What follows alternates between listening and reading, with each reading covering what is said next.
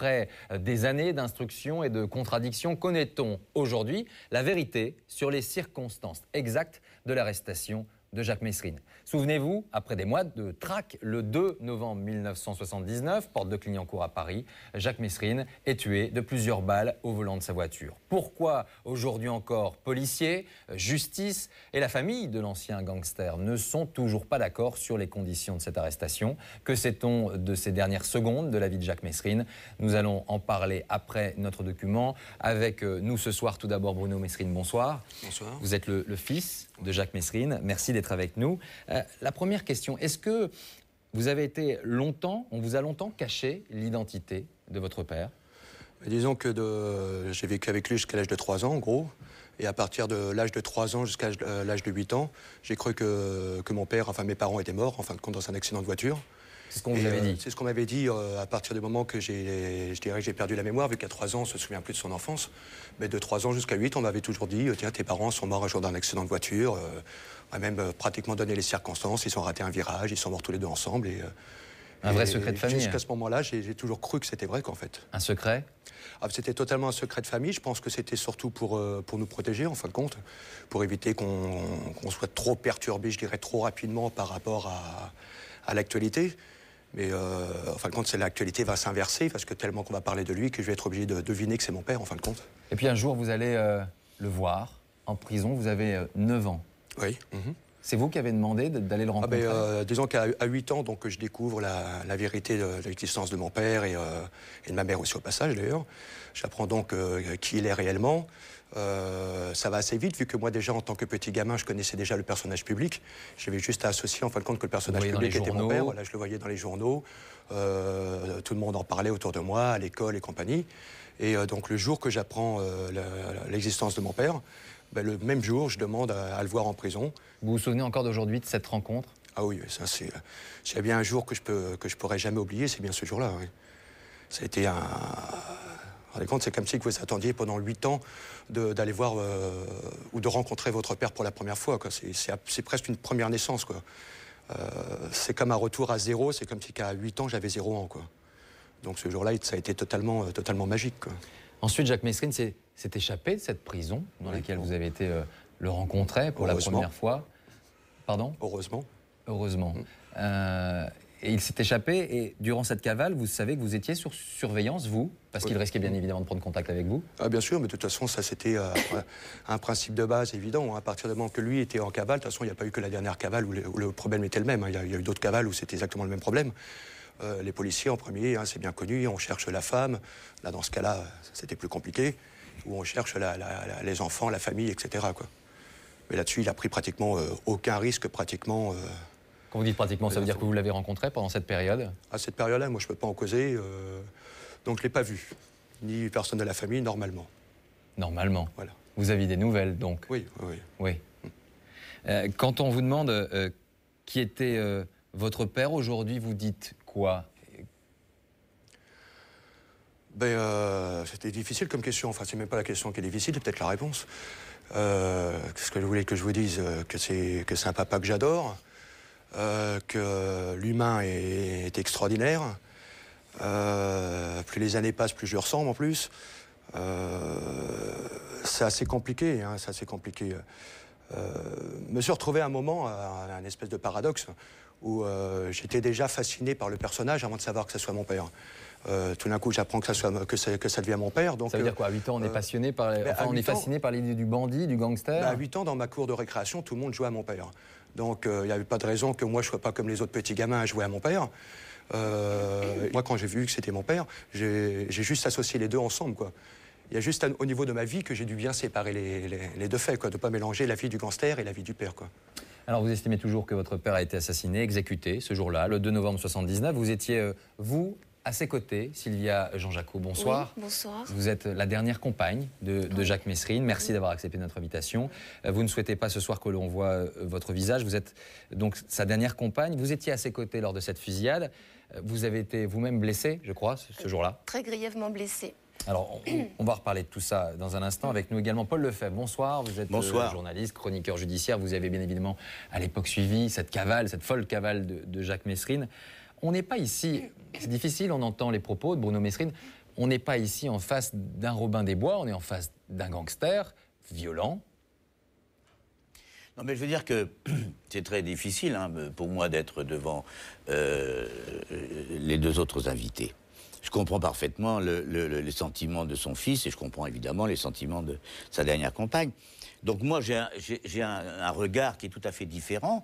Il y a plusieurs éléments. Les 3/4 des délinquants, des criminels sont des QI 25. Tandis que lui, c'est un garçon qui était intelligent, vif, provocateur, drôle. On oubliait peu à peu qu'il était capable de tuer. Il ne faut quand même pas non plus exagérer. On oubliait parce que c'est vrai, on avait besoin d'un visage de Robin des Bois. C'est-à-dire que entre les gendarmes et les voleurs, pendant un sacré bout de temps, ça a été les voleurs qui étaient... Et évidemment, les Français adorent ça. Et nous, les journalistes aussi, un peu. Eh ben, c'est ce qu'on va voir. 25 ans après la mort de Mesrine, vous découvrez également tout à l'heure des images inédites, étonnantes, celles de cette fameuse voiture criblée de balles qui est aujourd'hui toujours à la fourrière après toutes ces années. Mais tout d'abord, qui se cachait derrière cet homme qui a tenu en haleine toutes les polices de France, on le disait, durant toutes ces années. Ce sont les policiers ou encore ses proches, ses complices, tous témoins de ces années de cavale qui vous racontent le parcours de Jacques Mesrine, les mystères qui entourent sa vie, mais également, vous allez le voir, sa mort. Enquête signée Thierry Vincent et Marc Boulet. La cavale de l'homme le plus recherché de France vient de prendre fin. Jacques Mesrine a été tué par la police. La mort du gangster est un événement national. Mesrine abattu à Paris, c'est la dernière fois que Jacques Mesrine fera la une des journaux. Les policiers ont tendu tout à l'heure un véritable guet-apens, un ennemi public numéro 1. Dans les annales du banditisme, Jacques Mesrine restera à jamais l'ennemi public numéro 1. Une récompense suprême pour celui qui voulait être le gangster le plus célèbre. Il veut être le meilleur, il veut être le plus grand. Exister en tant que tel, quoi. Et être connu, surtout redouté. Ah, il se la jouait quand même, il se la pétait, Mesrine. Parfois arrogant, parfois ironique, parfois charmeur. Son distributeur automatique, c'était les banques, quoi. Bon, hein. Il y a ce côté, c'est gendarmes et les voleurs, quoi. C'était un bandit très dangereux. Mesrine m'a menacé de mort. Il est interviewé ici par tel journaliste, là par tel autre journaliste, on le prend en photo, on le voit, il existe, et la police ne met pas la main dessus. Donc quelque part, il est une voix qui dit à l'État « Hé hé, t'es nul ». Et il est bien évident qu'à partir de là, ça devient une affaire politique. Nous allons vous raconter l'incroyable ascension d'un hors-la-loi. Vous allez découvrir comment un fils de bonne famille est devenu un criminel, de quelle façon il a défié le pouvoir et la police, et ce qu'il a fallu mettre en œuvre pour stopper définitivement l'ennemi public numéro 1.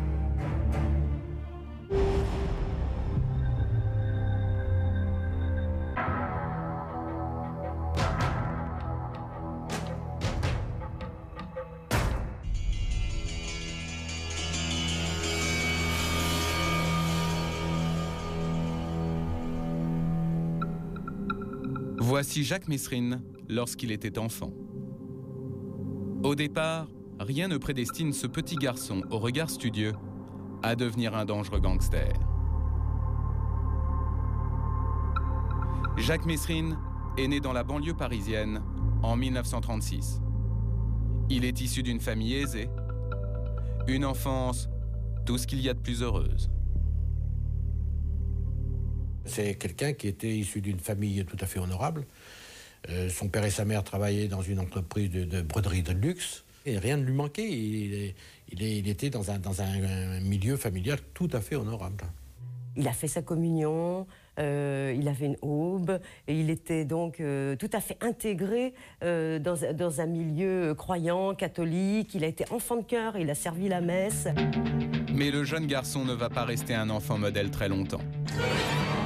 Turbulent à l'école, l'adolescent fréquente maintenant les mauvais quartiers de la capitale. Pigalle, par exemple, le haut lieu de la prostitution et des voyous. Il avait déjà, si vous voulez, une réputation de petit caïd, de petit meneur, de bagarreur, de môme assez rude, assez prétentieux. 1957, le destin de Jacques Mesrine va définitivement basculer. Depuis 3 ans, la guerre fait rage en Algérie et le jeune homme a décidé de s'engager sous les drapeaux car il n'a ni diplôme ni emploi. Il a 20 ans, il fait partie des commandos et il prend goût à la guerre. S'il y a un déclic, s'il y a un moment où ça bascule, c'est la guerre en Algérie, où il a pris goût à l'action, où il a pris goût aux armes. On apprend à des mômes de 20 piges à tuer, à massacrer. On peut comprendre qu'effectivement, chez nombre de personnages, nombre d'individus, il y a eu des cassures. La guerre marquera à jamais Jacques Mesrine. Lorsqu'il rentre en France après 2 ans en Algérie, il est transformé. Sa mère se souvient. Non, pour moi, c'est l'Algérie qui l'a complètement déboussolé avec le caractère qu'il avait. Hein. Et Jacques Mesrine n'a pas l'intention de mener une vie ordinaire. L'homme veut gagner beaucoup d'argent, mais pour y arriver, il a un plan de carrière très particulier. Il avait fait un choix délibéré. Il le dit lui-même. À 23 ans, j'avais décidé de faire du crime une profession. Voici les seules images filmées de Jacques Mesrine. Le gangster se trouve au Venezuela, car c'est à l'étranger qu'il commet ses premiers grands forfaits. Vol dans une bijouterie à Genève. Enlèvement de ce milliardaire au Québec. Arrestation devant toute la presse canadienne, suivie d'une évasion spectaculaire. Après 50 cavales sur le continent américain, Jacques Mesrine rentre en France. C'est un gangster hors pair et il veut maintenant le faire savoir. Il voulait être numéro 1. Il en était tout fier. C'était un fou d'orgueil. C'était vraiment, il voulait avoir une stature internationale. Paris, 1973. La police française doit désormais compter Jacques Mesrine parmi les plus grands noms du banditisme. L'homme n'a que 36 ans et déjà une quinzaine de braquages à son actif. Nous sommes au mois d'août. Mesrine se cache quelque part dans la capitale et va maintenant commettre 3 hold-up en seulement 6 semaines. Crédit Lyonnais, Banque Nationale de Paris, Société Générale. Le gangster dévalise chacune de ces banques sans aucune difficulté et il s'en amuse, comme le prouve cet enregistrement qu'il a lui-même effectué. Puis je bois un whisky. C'est pas mauvais. Mais ce qui me fait plaisir, c'est que c'est la Société Générale qui paye. Seulement voilà, pendant qu'il trinque, les forces de l'ordre le recherchent activement. L'homme qui sera chargé de l'arrêter est une grande figure de la police, le célèbre commissaire Robert Broussard. Broussard, qui devenait Broussard, le commissaire Broussard, c'était le type même du bon flic français, grand, balèze, barbu, communicant, sympathique, bouffeur, intelligent, rusé, madré, qui le montrait pas trop. Ça devenait la star, Broussard. L'arrestation de plusieurs complices de Mesrine permet à Broussard d'obtenir une information capitale. Le gangster se cache dans le 13e arrondissement de Paris. Le 27 septembre 1973, la police passe à l'action. L'immeuble du truand est cerné de toutes parts. Mesrine ne le sait pas encore, mais c'est Broussard lui-même qui mène l'opération. Ce jour-là, les 2 hommes vont se retrouver face à face pour la première fois. L'affrontement Broussard-Mesrine, c'était d'homme à homme. Allez, d'homme à homme. Et ils avaient la gueule à ça, tous les deux. En fait, on aurait pu faire un très bon film. Hein. Mesrine dans le rôle du voyou et Broussard le pourchassant. Logiquement, ça devait fonctionner. Le commissaire Broussard veut à tout prix arrêter Mesrine vivant. Pour cela, il a décidé de monter directement négocier avec le gangster devant la porte de son appartement. À l'intérieur, Mesrine est accompagné de sa petite amie. Lorsque le policier leur ordonne de se rendre, le gangster le prend de haut, sans savoir à qui il parle. Il me dit « Mais qui es-tu, toi, pour me parler de la sorte un petit flic de quartier bon. » Alors, il dit « Ben non, je suis Broussard, patron d'anti-gang, etc. » Broussard, le gars au collier de barbe. Je dis « Oui. » Mesrine maintenant le sait, il n'y a aucune issue pour s'échapper. Son appartement est assiégé par Broussard et ses hommes. Mais le gangster veut à tout prix sauver les apparences, alors il va lancer un défi au commissaire. Et là, il me dit, ben, écoute, est-ce que tu serais capable de venir me chercher seul, sans armes et sans gilet pare-balles? Et je lui dis, oui, moi, je suis tout à fait capable d'aller le chercher seul, sans arme et sans gilet pare-balles. À ce moment-là, le policier a la présence d'esprit de retourner le défi contre son adversaire. Mais toi, est-ce que tu serais capable de sortir sans arme? Oui, moi je suis capable. Et ça, c'est tout Mesrine aussi, c'est qu'il ne peut pas se montrer inférieur à quelqu'un d'autre. Et cette façon de se mettre au point avec son adversaire, c'est dicté avant tout par le panache. C'est un homme de panache. Comme convenu, Broussard se débarrasse de son arme. Le truand ouvre la porte de son appartement et voilà de quelle façon il accueille le policier. Il avait un énorme cigare à la bouche, énorme. J'ai jamais vu aussi gros. Et il me dit, tout en tendant ses poignets, il me dit tu ne trouves pas que c'est une arrestation qui a de la gueule? Je dis oui, effectivement, c'est pas mal. Je lui mets les menottes, bien sûr. Et il se retourne vers la jeune femme qui était à l'intérieur en disant Fifi, il y a du champagne pour ces messieurs, ce sont des hommes, des vrais, etc. Il considère que tout ça, ça manque pas de gueule, quoi, Mérine. Donc c'est vrai qu'il a un certain respect. Ça se passe entre gens de bonne compagnie, presque. Le jour même, le truand est incarcéré. 4 ans plus tard, il passera devant les juges. 3 mai 77, cour d'assises de Paris, le procès de Jacques Mesrine va commencer. L'événement fait la une de la presse. France Soir, le quotidien de Paris, Le Monde, les journaux annoncent 3 semaines d'audience. Il s'agit d'un procès sous haute tension.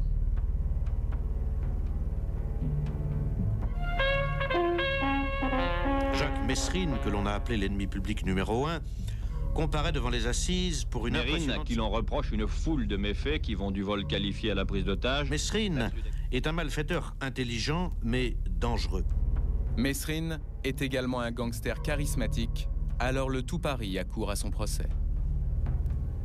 Il y avait des éditeurs, il y avait des vedettes de cinéma. Des types en costume genre PDG, trucs comme ça, un peu comme Roland Garros, mais avec les cravates. Il y avait une ambiance, bonjour un tel, comment allez-vous? Oui, mais très bien. C'était Mesrine, c'était un spectacle, quoi, puis gratuit en plus. Et le public ne sera pas déçu. Jacques Mesrine a beau être dans le box des accusés, il n'a pas l'intention de rester passif pendant les débats.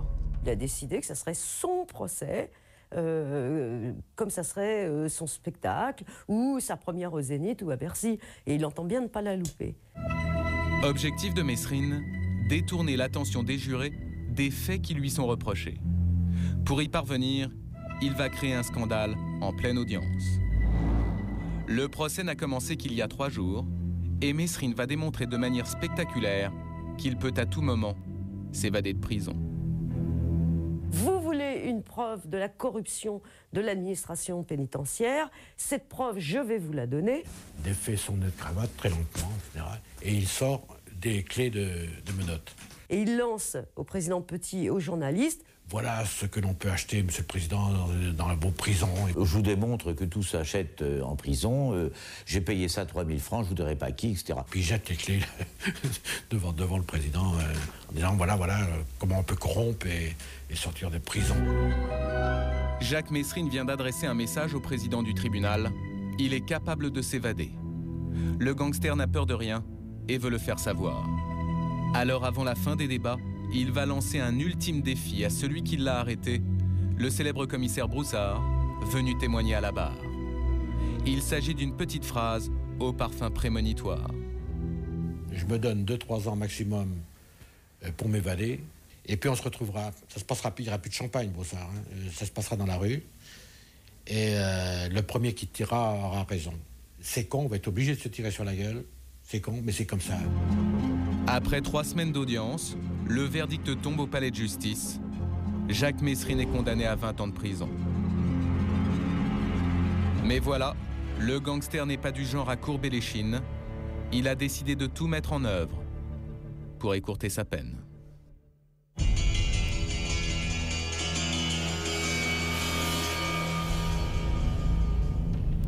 Lorsqu'il rentre à la prison de la Santé en 1977, Jacques Mesrine a déjà 4 ans de cellule derrière lui. L'idée d'être de nouveau enfermé lui est insupportable, alors il n'a qu'une obsession, s'évader. Et il ne se voyait plus maintenant faire 15 ou 20 ans de prison. Donc, où c'était l'évasion, où c'était la mort. Et ceux qui surveillent Jacques Mesrine sont prévenus. Alors pour éviter qu'il s'évade, le gangster est enfermé dans la partie de la prison où se trouvent les cellules pour les détenus les plus dangereux. Il s'agit des quartiers de haute sécurité. C'était une pression psychologique très forte. Le QHS, c'était d'abord une surveillance 24/24. C'était des promenades très courtes, peu fréquentes et sous surveillance permanente. Et c'était surtout, j'allais dire, la présence constante de gardiens. Le détenu n'était jamais laissé seul. Ils ont un régime carcéral qui est quand même beaucoup plus dur. C'est une prison dans la prison, si vous voulez. Nous avons reconstitué par image de synthèse les quartiers de haute sécurité de la prison de la Santé. Derrière cette porte, Jacques Mesrine est donc condamné à vivre 20 ans dans une cellule de 9 mètres carrés. Le détenu n'a ni lavabo, ni cabinet de toilette. Il y a tout juste la place pour un lit et un tabouret. Quant à la fenêtre, elle se résume à une lucarne hautement protégée. La lumière, vous la voyez non seulement au travers d'un barreau, parce que c'est pas les barreaux comme ça où on se penche pour regarder les QHS. Il y avait les barreaux, plus il y avait du verre, plus il y avait des couches. Tout est doublé, il y a des couches de partout. Donc il y a un côté cocon sécuritaire qui quand même psychologiquement devait taper un peu sur le système des gens. Ça, il n'y a pas de doute. Et pour Jacques Mesrine, son incarcération en QHS sera l'expérience la plus douloureuse de sa vie. Dans une interview réalisée quelques années plus tard, le gangster raconte ce qu'il a subi dans les quartiers de haute sécurité. Vous comprenez, j'ai pris la haine en quartier de haute sécurité. Comprenez une chose, quand vous voyez qu'on vous défend, on vous déchire les photos de votre femme, qu'on vous supprime une lettre de votre femme, c'est dans le seul but de détruire un homme. Moi, on me l'a fait. Un type qui est enfermé dans un quartier de haute sécurité, que doit-il faire? Accepter? S'écraser? Se laisser humilier? Se laisser déshumaniser? Se laisser détruire et ne pas bouger? Moi, je n'ai pas accepté cette destruction. Alors, pour ne pas sombrer, Jacques Mesrine consacre tout son temps à préparer l'impossible, son évasion de l'une des prisons les mieux gardées de France. A priori, la Santé, c'est une prison où on ne s'évade pas, quoi. C'était quasiment mission impossible. Quasiment mission impossible. Et Mesrine a compris que pour réussir, il ne peut pas agir seul, c'est trop risqué. Il lui faut donc un complice. Pour le trouver, il n'aura pas à chercher très loin. Son voisin de cellule est exactement l'homme qu'il lui faut. Il s'agit d'un certain François Besse. François Besse, à l'époque, dans le milieu du banditisme, c'était d'abord un spécialiste de l'évasion, qui commettait beaucoup de cambriolages ou des hold-up, etc., et qui allait en prison et qui s'évadait. Mais cette fois, l'opération est plus complexe. Car pour s'évader de la prison, il faut déjà pouvoir sortir d'une cellule, d'un QHS. Pour cela, il n'y a qu'une solution, obtenir une visite au parloir qui se trouve à quelques mètres. Mesrine va alors demander à l'un de ses avocats de venir le voir. 8 mai 1978, prison de la Santé, c'est le jour J. Comme convenu, Mesrine se trouve au parloir avec son avocate. Et pendant l'entretien, un gardien les surveille. Mais le gangster a tout prévu. Très vite, le surveillant doit s'éloigner. Il y a du bruit dans le couloir.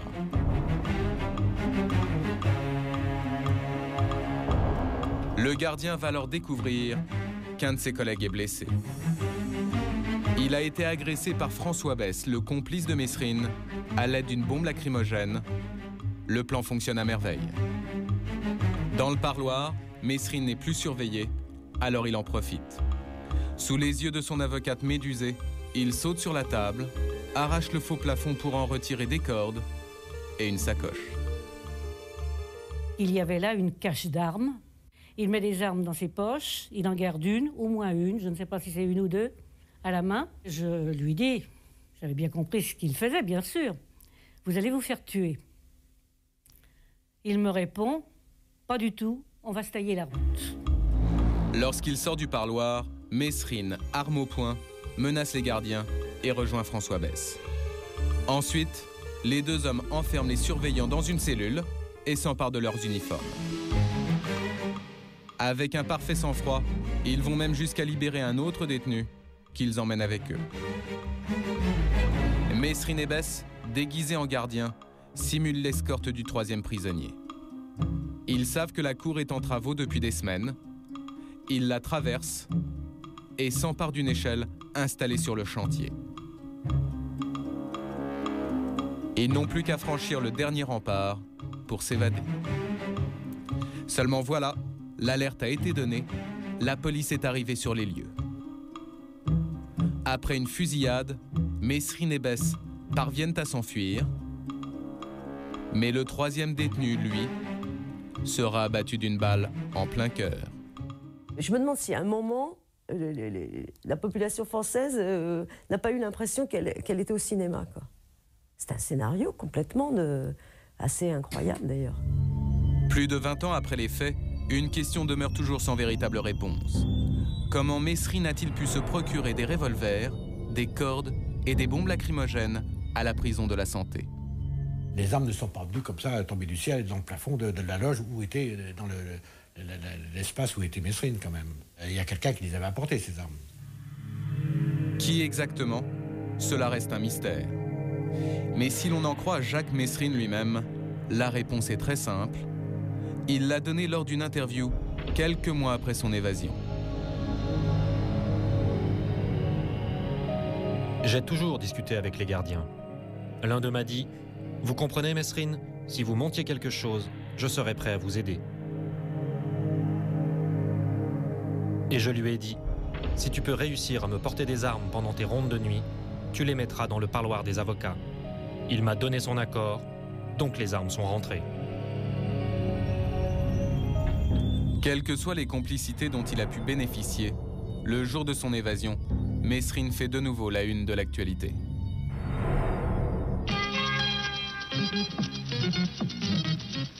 Une évasion est une évasion de taille, puisqu'il s'agit de celui qui est considéré comme l'ennemi public numéro 1, Jacques Mesrine.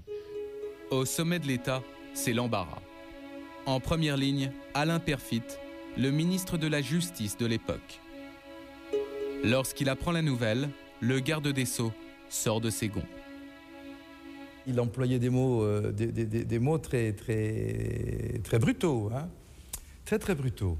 Bien, j'ai encore souvenir, je le vois avec les pieds croisés sur le bureau, renversé sur sa chaise, en bras de chemise, les manches retournées, en train de nous passer un savon monumental parce que les choses n'allaient pas. On se sentait stressé parce que la pression des médias, tout le monde se tourne vers nous, puis il y a quelque chose, quelque part, qui nous dit « bon, on est ridicule dans cette affaire ».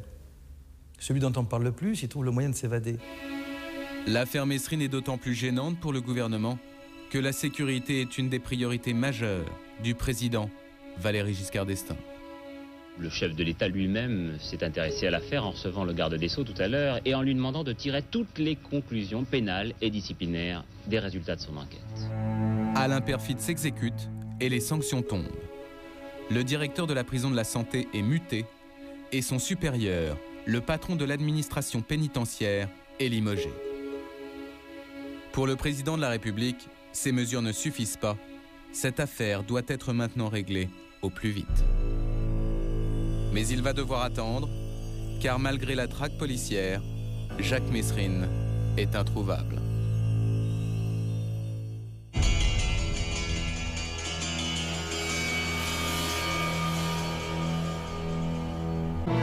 Si la police ne parvient pas à mettre la main sur l'ennemi public numéro 1, c'est pour une raison très simple.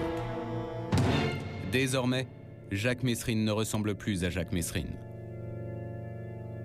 Il avait le don de la transformation, quoi. Puis il aime ça, c'est un comédien. C'est toujours le comédien, le provocateur, le comédien. Voici l'unique photo distribuée à tous les policiers de France pour l'arrêter. Il s'agit d'un cliché pris de loin lorsqu'il était à la prison de la Santé. À l'époque, Mesrine portait une moustache et il n'avait qu'un visage. Mais les temps ont changé. Voici Jacques Mesrine.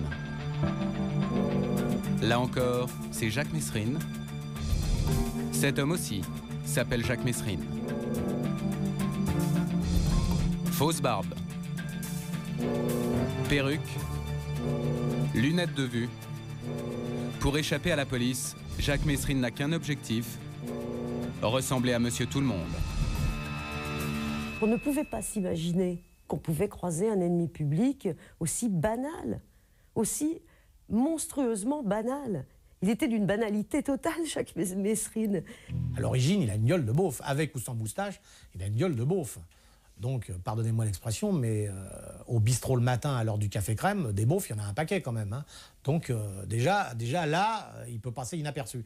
Enfin, il suffit que, comme on a vu sa tronche dans le journal partout, au journal télévisé partout, il suffit que par-dessus ça, il se rajoute une barbe de beauf, une moustache de beauf et une casquette de beauf. Et alors là, c'est un beauf parmi les beaufs.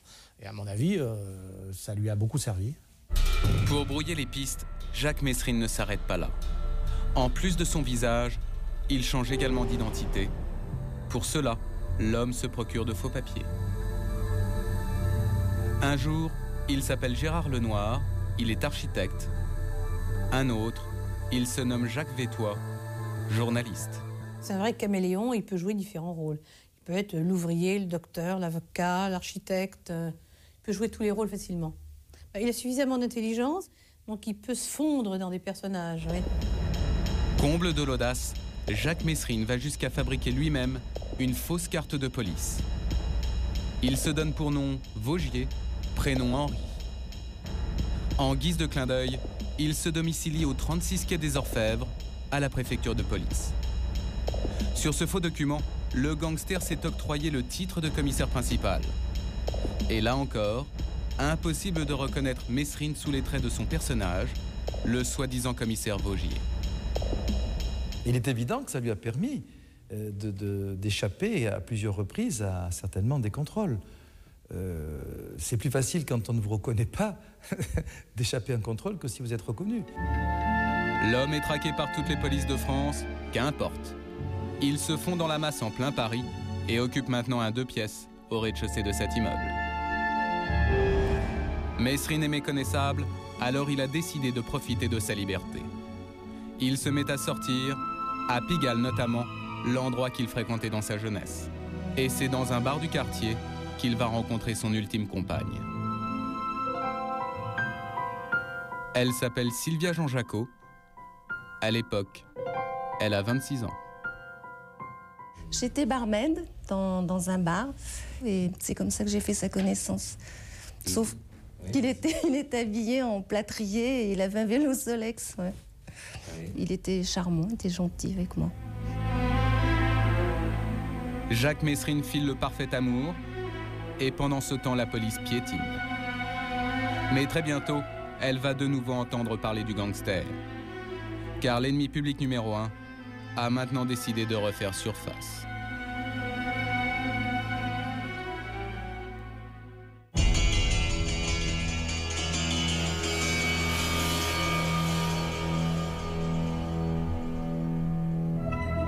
Dorénavant et jusqu'à la fin de ses jours, Jacques Messrine va tout mettre en œuvre pour ridiculiser le pouvoir et sa police. Pour cela, le gangster doit faire parler de lui. Alors il a décidé de faire un coup spectaculaire. Deauville, 28 mai 1978. Jacques Messrine a choisi la station balnéaire la plus huppée de la côte normande pour commettre un hold-up. Deauville. Alors pourquoi Deauville? Un casino, beaucoup d'argent. C'est un casino. C'est l'antre du capitalisme, du fric. Pour un coup de cette ampleur, Jacques Messrine a besoin d'un associé, d'un vrai braqueur professionnel. Alors il fait naturellement appel à François Besse, son complice d'évasion. Pour réussir le casse du casino, les deux hommes vont faire preuve d'une audace inouïe. Avant de passer à l'acte, ils se permettent une visite au commissariat de la ville. Muni de sa fausse carte de police, Jacques Messrine se présente sous un faux prétexte. Il était gonflé. Et entrer dans un commissariat, montrer une carte et puis dire « Monsieur, je viens pour une inspection » ou « Je suis commissaire des jeux ». Il était capable de faire ça. Hein. Et il est resté quelques minutes à discuter au commissariat. Et il a donc vu quels étaient les effectifs, ayant pu juger du nombre de voitures qui étaient dans la cour, de la quantité d'hommes qui étaient sur place. Ça, pour avoir un certain aplomb, une certaine assurance, il l'avait. Ce jour-là, il n'y a que 6 policiers en poste. Messrine est rassuré. Les deux gangsters se rendent maintenant au casino. Mesrine est confiant, il est déguisé, donc totalement méconnaissable. À son arrivée, il se présente comme policier et exige de parler au directeur. Et il lui a dit voilà, on veut pas d'histoire, ça va aller très vite, on veut des sous. Il a ouvert sa veste, il a l'air de dire on est les plus forts, il avait 3 pétards autour de la taille, donc il n'y avait rien à faire. Sous la menace, le directeur emmène Mesrine et Bess dans son bureau, puis ouvre le coffre. Les gangsters ramassent 130 000 francs en liquide, l'équivalent de 55 000 € d'aujourd'hui. L'opération ne dure que quelques secondes. Pour rejoindre la sortie, Mesrine, Bess et leur otage traversent la salle des jeux, puis quittent le casino. Ils se sont dirigés pour retrouver leur voiture et c'est à ce moment-là, dès qu'ils venaient de libérer le directeur, la police a été aussitôt alertée. La police est arrivée sur place et ce qui était un hold-up sans violence tourne rapidement à la fusillade. Au moment de la fuite, il tire sur les policiers et là, il y a 2 personnes qui ont été quand même, l'une assez sérieusement blessée, une jeune femme reçoit une balle en pleine poitrine et puis un touriste anglais est blessé aux jambes, je crois. Finalement, les gangsters prennent la fuite. Jacques Mesrine a réussi son coup. Malgré une traque impressionnante, l'ennemi public numéro 1 s'est encore volatilisé. Mesrine se cache et n'a plus de problème d'argent. Il va donc pouvoir se consacrer à sa vengeance. Car le gangster a décidé de mener un combat. Il entend faire payer au pouvoir ce qu'il a enduré en prison, ces années d'incarcération dans les quartiers de haute sécurité. Ils vont me le payer. Bah, ce que j'ai entendu, des dizaines, des centaines de fois. Ah, mais il est clair que c'est ça, sa motivation. Sa logique, c'est l'État et l'administration, je leur ferai payer ces années de QHS. Pour arriver à ses fins, Jacques Mesrine a décidé d'utiliser la presse. Il sélectionne précisément les journaux dans lesquels il souhaite s'exprimer. Exemple, Libération. En janvier 79, le quotidien titre « Mesrine s'explique ». Mais c'est avec Paris Match, quelques mois plus tôt, que le gangster entre véritablement en scène. Match, c'est un monument à l'époque. Et c'est un journal qui traite des grands procès, des voyous emblématiques, de la guerre des gangs. Enfin, il y a plein de choses qui font que Match, c'est une référence. 4 août 78, à la une de Paris Match, Mesrine retrouvée. Une interview et des photos exclusives du gangster s'étalent sur 6 pages à l'intérieur du magazine. Pour la police, c'est un véritable camouflet. Bien sûr, ça a été un choc. Une journaliste avait pu approcher Mesrine, que nous recherchions depuis des mois. Hein. Le voir en double page avec photos et appui, c'est quelque chose de très vexant. En réalité, le magazine n'a pas eu à retrouver Jacques Mesrine. C'est le gangster lui-même qui a contacté une jeune journaliste de Paris Match, Isabelle Pelletier, qu'il avait rencontrée lors de son procès. J'avais un mélange de fébrilité et d'excitation incroyable, parce que pour moi, c'était la justification du métier que j'avais choisi il y a peu de temps encore, et que d'autre part, j'avais quand même l'impression et le sentiment de vivre un moment unique. Dans cette interview, Mesrine va se montrer particulièrement violent. Le gangster n'hésite pas à proférer des menaces à l'encontre de ceux qui cherchent à l'arrêter. Face à des flics armés, je n'ai aucune limite. Je suis sans pitié. J'allume et je tire, et s'il faut les achever, je le ferai. Mais sa revendication principale concerne évidemment les quartiers de haute sécurité. Pour cela, il s'en prend à Alain Peyrefitte en personne. Il somme le ministre de la Justice d'abolir les QHS et le met en garde. Si Peyrefitte refuse, je lui déclenche une violence comme il n'aura jamais vu en France. Qu'il ne me pousse pas à bout. Et pour bien montrer qu'il ne plaisante pas, Mesrine se fait prendre en photo en exhibant son arme favorite, un 357 Magnum. C'est moi, tout seul, avec mon armement et ma détermination, je suis capable de tenir tête à la police française. Et puis bon, c'est la guerre, quoi, tout simplement. Le scoop de Paris Match fait grincer des dents en haut lieu. Alain Perfit est scandalisé. Je sais que le ministre de la Justice l'a très mal vécu aussi. Parce que l'identifier, le rencontrer et publier une interview de cette personne qui est recherchée par toutes les polices de France est quelque chose qui peut-être, dans votre métier, peut être acceptable. Pour nous, de l'autre côté de la barrière, c'est quelque chose qui est très choquant. On se dit, bon, on est en train de fabriquer d'un malfaiteur, on est en train d'en faire un héros, et on nous enfonce, nous, encore un peu plus dans le ridicule et dans l'impuissance. Et Jacques Messrine ne s'arrête pas à des déclarations spectaculaires dans la presse. Il n'a pas peur du pouvoir, alors il va beaucoup plus loin. Juin 79, il kidnappe un riche industriel français, Henri Lelièvre.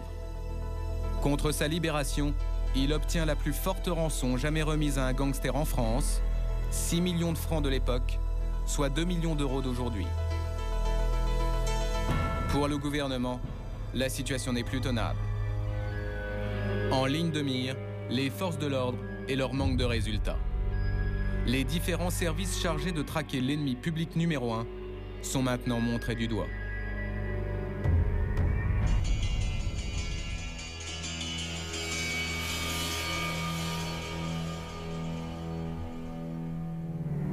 Cela fait maintenant plus d'1 an que Jacques Messrine est en cavale. Et si la police ne parvient pas à l'arrêter, c'est parce qu'en réalité, il y a de fortes dissensions entre les différentes brigades qui enquêtent sur le gangster. La guerre des polices, c'est pas qu'un titre de film. Hein. À l'époque, elle est bien réelle. Tout le monde se tire dans les pattes joyeusement. Et c'est comme ça que les voyous réussissent à passer au travers. Et à mon avis, Messrine a aussi bénéficié de ce joyeux cirque. La guerre des polices est menée par 2 grands chefs, chacun à la tête d'un clan.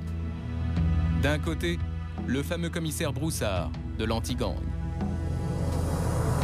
De l'autre, Lucien Aimé Blanc de l'Office central de répression du banditisme.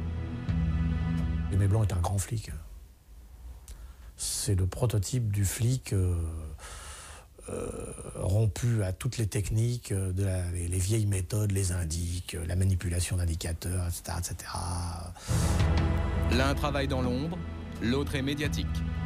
Pendant des mois, Lucien Aimé Blanc et Robert Broussard vont se livrer une concurrence féroce pour arrêter Messrine. Il est certain que Aimé Blanc, tout comme moi, et que d'autres d'ailleurs, et bien d'autres, auraient aimé arrêter Messrine. C'est quand même, dans la carrière d'un policier, au tableau de chasse, c'est quand même autre chose que d'arrêter un gamin qui vole une voiture. J'aurais été vexé que Broussard arrête Messrine avant moi. De la même façon que Broussard aurait été vexé que j'arrête avant lui. Donc il y avait un jeu quand même, il y avait un jeu de stratégie là de carrière. Mais ce jeu va finir par déraper. Août 79, Lucien Aimé Blanc décide d'arrêter seul l'ennemi public numéro 1, sans prévenir son collègue Broussard. L'objectif ? Provoquer Messrine en utilisant les mêmes armes que le gangster, la presse. Pour y parvenir, Aimé Blanc va alors faire appel à un certain Jacques Tillier, ancien policier reconverti dans le journalisme. À l'époque, il travaille pour l'hebdomadaire d'extrême droite, Minute. On a l'idée de faire un article assez méchant sur Messrine pour essayer de l'exciter et puis éventuellement d'amener à un contact, quoi. Et d'essayer d'avoir une opportunité pour éventuellement l'arrêter, quoi. Jacques Tillier donne son accord, car pour lui une seule chose compte, obtenir une interview de l'ennemi public numéro 1. 8 août 79, Minute publie l'article de Tillier qui fait de Messrine un bandit sans parole et sans honneur. Il importe pour comprendre Messrine de se défaire des clichés usés sur le type réglo qui respecte ses amis. Certains de ses amis ont eu l'impression d'être quelque peu oubliés. Il a laissé tomber ses collaborateurs. Messrine ne pouvait pas admettre qu'on dise de lui, entre autres, par exemple qu'il ait torturé une femme, ou etc., qu'il ait tiré sur un gosse, ou lâché ses copains. Ah ça, c'était les 3 choses qu'il ne fallait pas dire. Alors naturellement, le gangster contacte Jacques Tillier. Les 2 hommes conviennent d'un rendez-vous. Mais les choses ne vont pas se passer comme prévu, car Jacques Messrine se doute qu'il y a un piège. Je suis persuadée qu'il savait que Jacques Tillier voulait le doubler.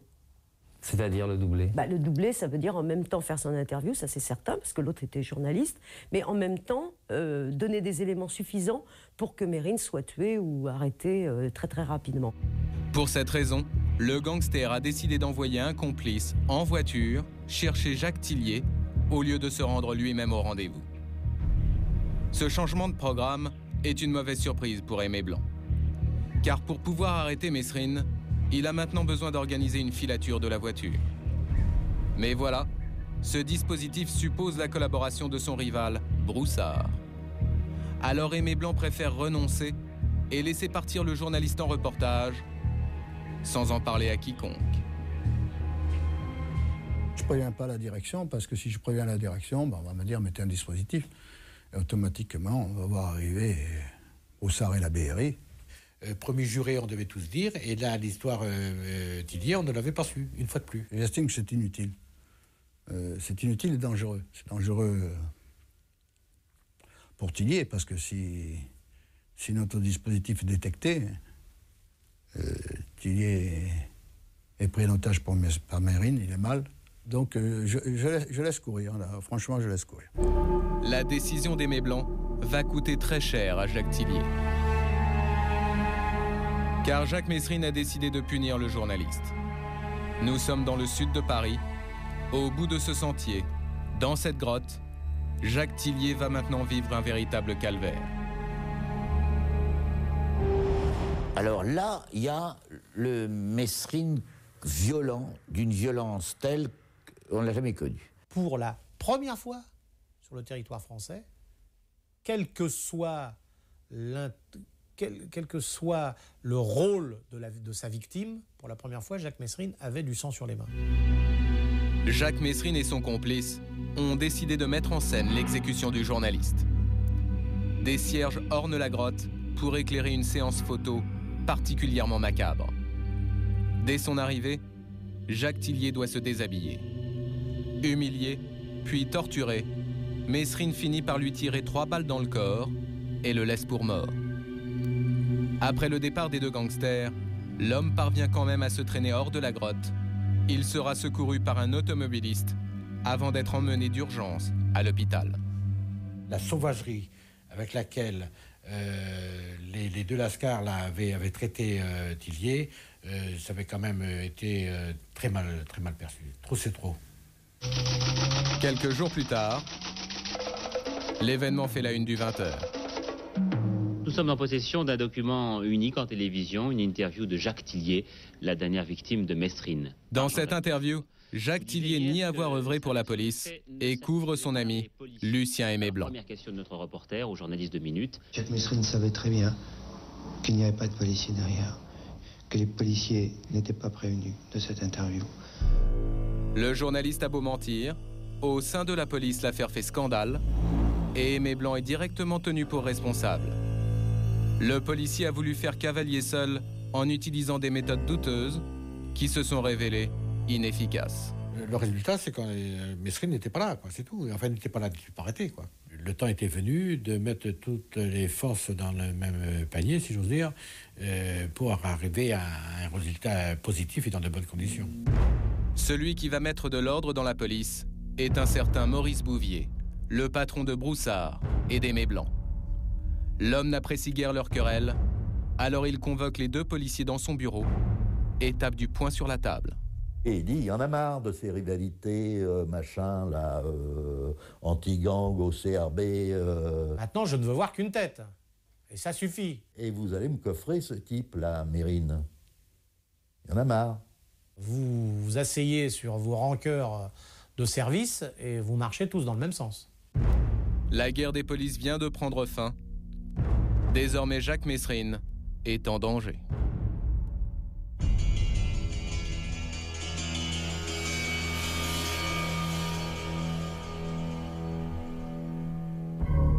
Un compte à rebours fatal a commencé pour l'ennemi public numéro 1. Celui qui nargue la police et ridiculise le pouvoir est allé trop loin. Au sommet de l'État, Valéry Giscard d'Estaing a décidé de s'emparer de l'affaire personnellement.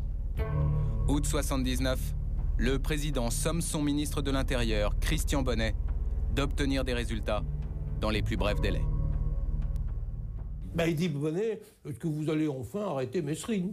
Voilà ce qu'il lui dit. Le ministre de l'Intérieur peut se voir, disons, un petit peu malmené.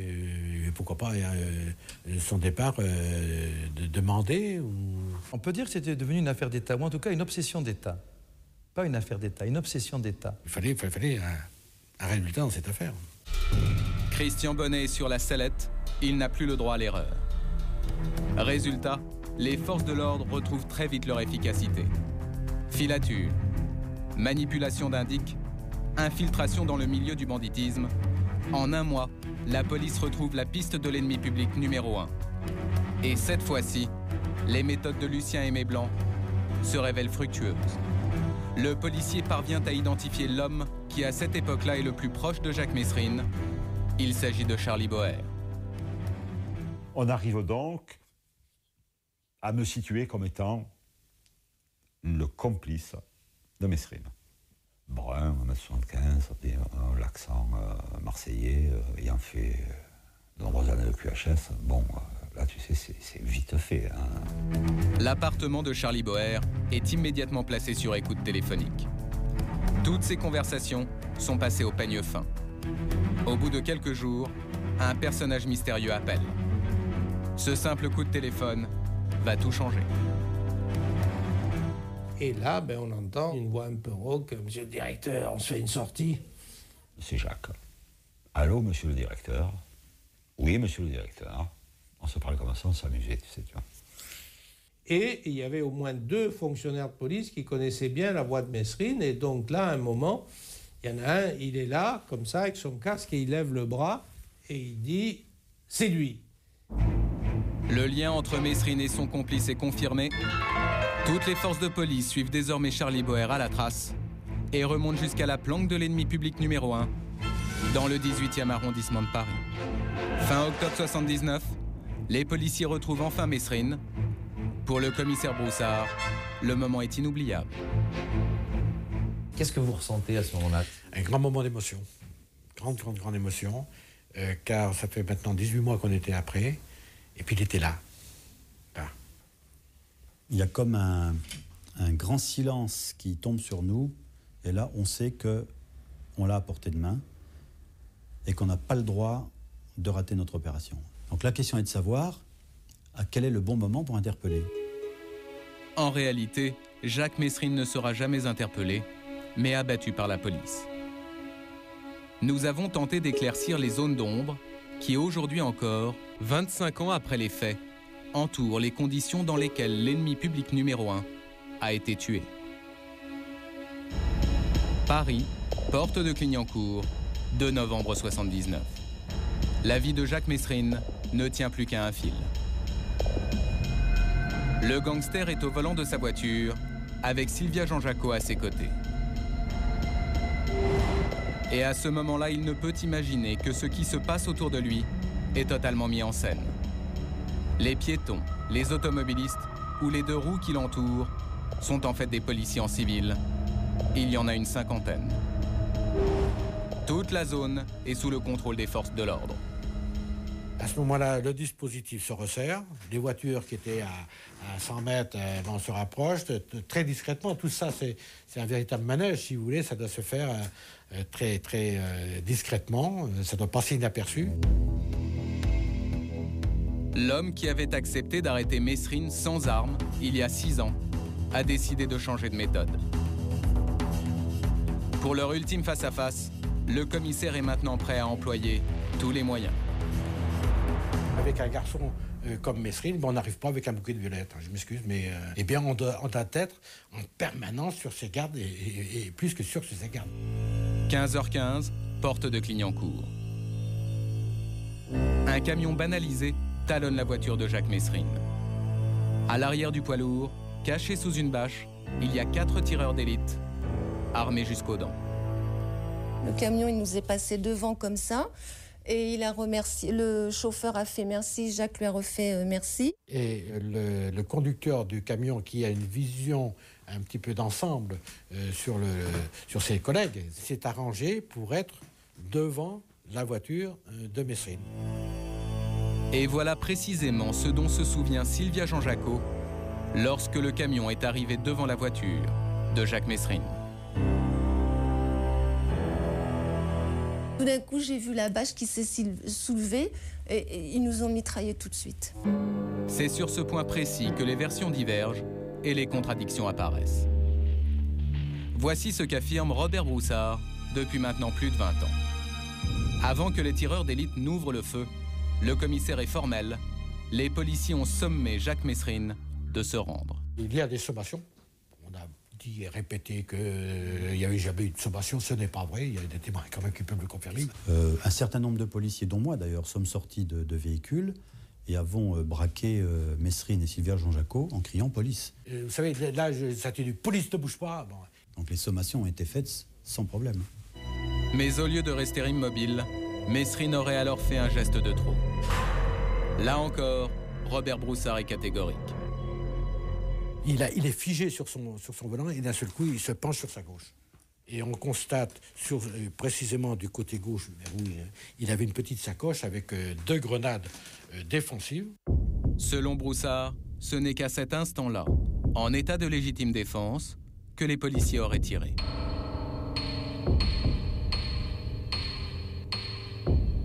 Mesrine est abattue d'une 20aine de balles dans le corps. Sylvia Jean-Jacot, elle, est grièvement blessée. Moins d'1 heure après l'assaut, l'événement fait la une de l'actualité. Jacques Mesrine a été abattu à 15h15. Celui qu'on appelait l'ennemi public numéro 1 a été tué aujourd'hui en début d'après-midi. Il y a combien de temps, commissaire, que vous le suiviez? Vous aurez les détails tout à l'heure les détails. Il n'y a pas eu de bavure? Je vous signale, non, absolument pas, la preuve. Tout s'est bien passé. Aucune bavure, tout s'est bien passé. Et pourtant, plusieurs témoins présents ce jour-là donnent une version diamétralement opposée à celle du commissaire Broussard. Exemple, Guy Pennet. À la question « La police a-t-elle bien sommé Mesrine de ne pas bouger avant de tirer ?» Voici ce qu'il répond.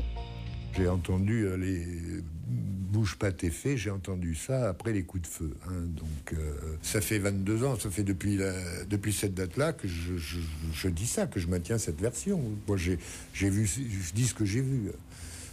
Donc non, bouge pas tes faits, ça a été dit après les coups de feu. Il n'y aurait donc pas eu de sommation avant que les tireurs d'élite n'ouvrent le feu sur Mesrine. Pour la première fois, un policier présent lors de l'assaut l'affirme. Il est sans équivoque. Est-ce qu'il y a eu des sommations? Est-ce qu'on sait s'il y a eu des sommations? Absolument pas. Il n'y a pas eu de sommation. Non mais attendez. Non mais je pose la question. Non mais je vous réponds. Il y a 2 solutions. Ou il lève les bras tout de suite et on n'en parle plus, ou il lève pas les bras et il était prévisible qu'arriverait ce qui est arrivé. Mais voilà, sans sommation, Mesrine n'a en principe pas le temps de lever les bras. Alors pourquoi les policiers auraient tiré si vite?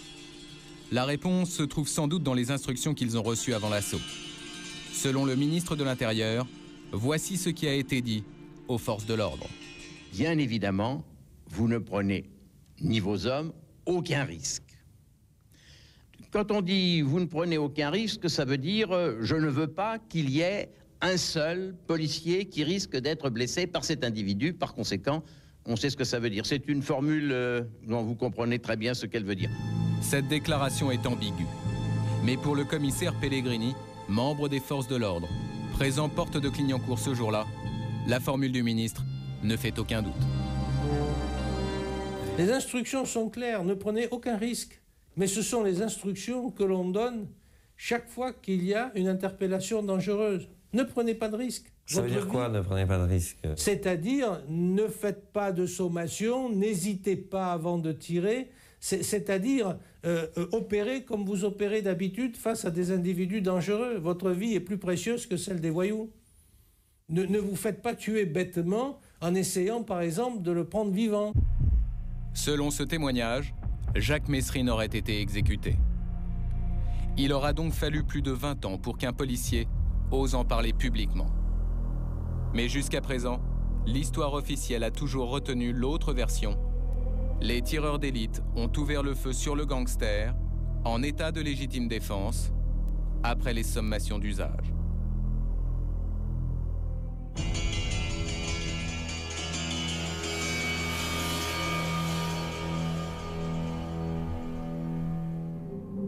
Quelques heures après l'assaut, les forces de l'ordre investissent l'appartement du gangster.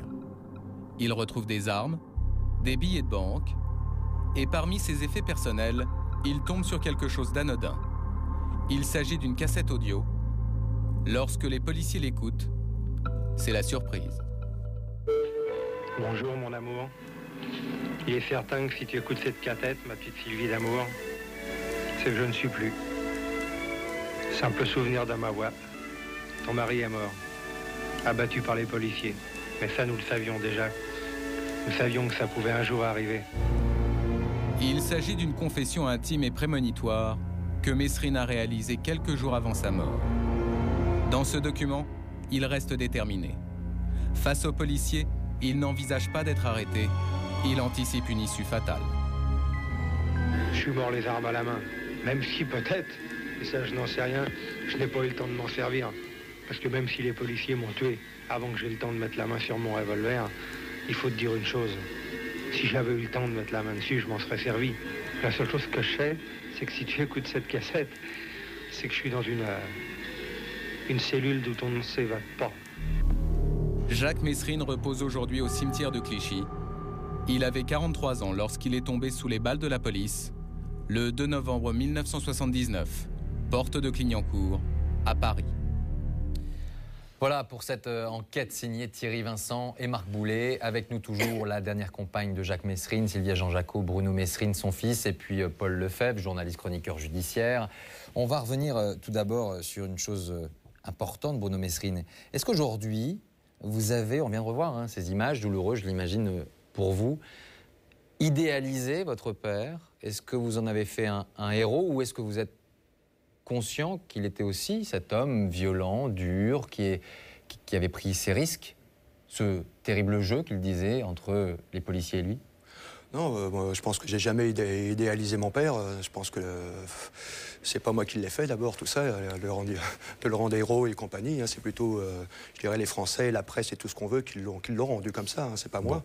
Paul Lefebvre, ce jour-là, le 2 novembre 79, date de cette arrestation. On vient de le voir, les hommes du commissaire Broussard, en tout cas, avaient mis de gros moyens pour interpeller Jacques Mesrine. Les policiers, d'abord, il y avait à l'intérieur de la bagarre entre la PJ et la préfecture de police. Il y avait en plus une énorme pression politique à cause de ce que je vous disais tout à l'heure, c'est-à-dire les voleurs et les gendarmes. Il avait l'air ridicule. Il avait l'air ridicule. Alors, je vais dire quelque chose qui ne va pas faire plaisir aux deux autres invités, mais je me dois de dire la vérité.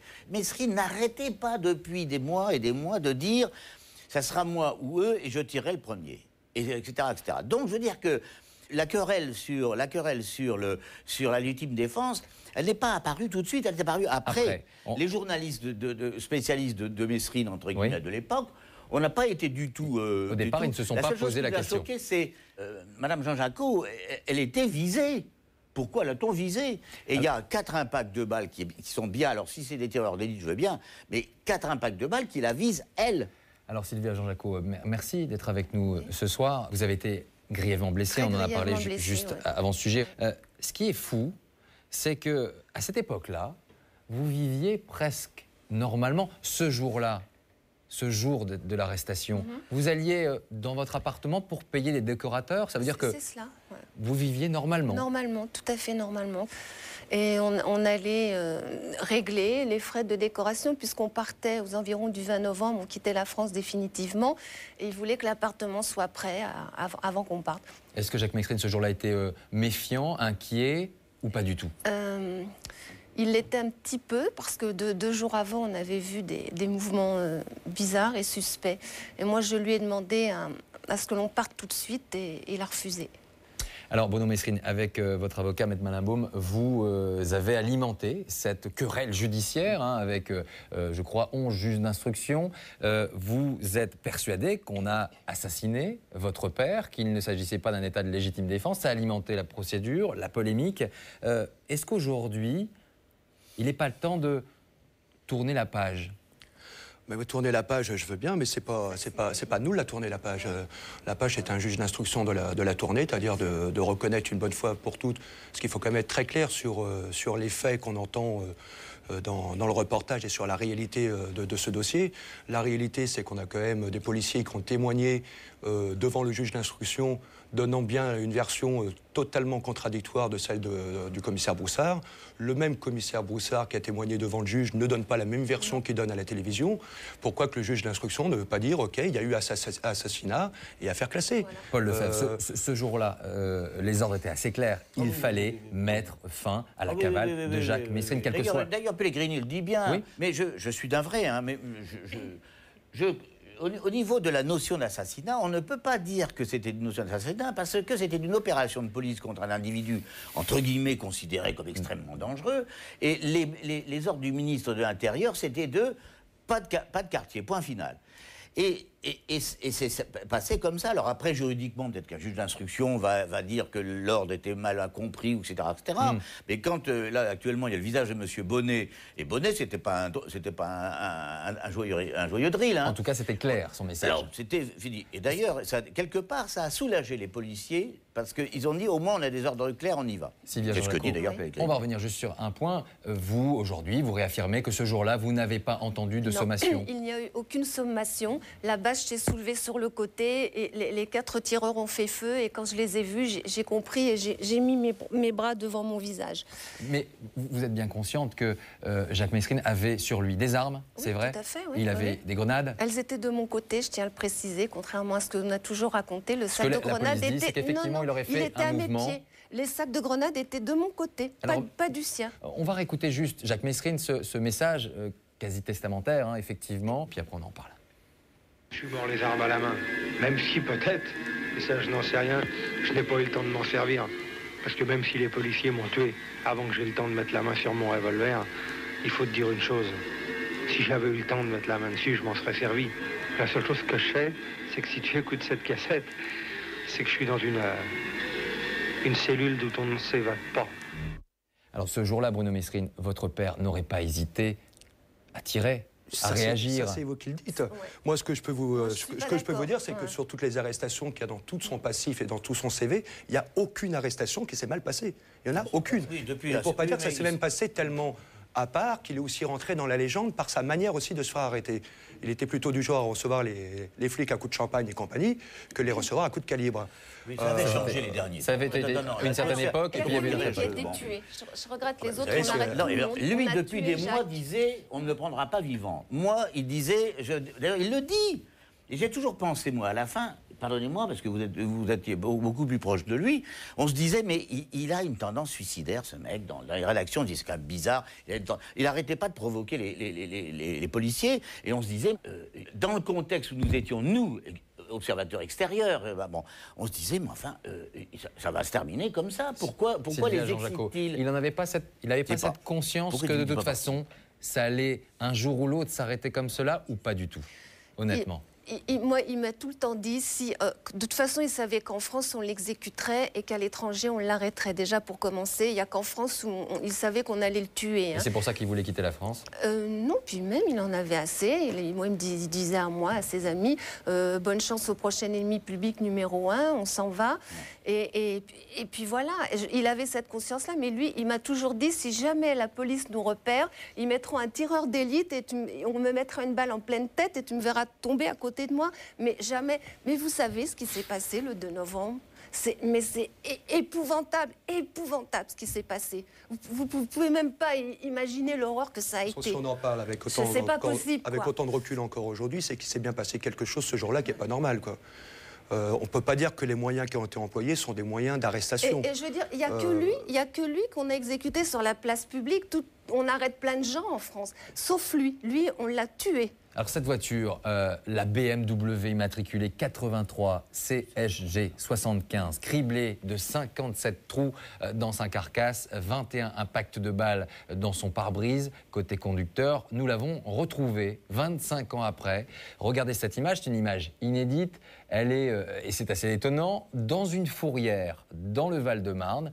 La procédure n'étant pas terminée, elle constitue ce que l'on appelle une scellée de justice. Cela fait donc depuis 25 ans qu'on a cette voiture dans cette fourrière en banlieue parisienne. C'est une image assez étonnante. Pour l'anecdote, en tout cas, je crois que le fisc, enfin, en tout cas, le ministère de la Justice paie quotidiennement pour la voiture de votre père. Vous regardez ces images, ça vous étonne, ça vous surprend, votre réaction, Paul Lefebvre? Je trouve ça, c'est une pièce à conviction tout à fait intéressante, entre guillemets mythique, pardon, hein, je dis ça comme ça. Et la retrouver dans une fourrière, je l'avais complètement oublié. Ouais. C'est un bon coup de journaliste de l'avoir retrouvé. Félicitations. Sylvia Jean-Jacot, vous souhaiteriez que cette voiture soit détruite ou qu'on la garde encore pour que... Ça ne sert à rien de la garder puisque ça ne prouvera jamais rien. Puisque de toute manière, quand on voit le nombre de balles sur le toit au-dessus de ma tête et devant, et puis que d'après la police, je n'ai pas été blessée, je ne vois pas à quoi ça sert. Hein. Et puis je voulais préciser aussi autre chose, que dans la vie privée, c'était quelqu'un d'extraordinaire et que contrairement à ce que raconte la police, je n'étais pas sous son emprise. J'étais avec lui volontairement, j'étais très heureuse et je ne l'aurais jamais quitté. Merci à tous les trois pour toutes ces précisions. On comprend bien évidemment la passion qui vous habite encore aujourd'hui. 25 ans après, donc Jacques Mesrine fait toujours parler de lui. Et la justice, elle, pour le moment, a donc basé sur un non-lieu cette procédure pour la énième fois. Prochain rendez-vous de Secret d'actualité dans 15 jours. Merci de nous être fidèles. Merci à Jean Marégois avec qui nous préparons cette émission, à Florence Saval-Escudier à la production, à Serge Calfon à la réalisation. Bonne semaine à vous tous.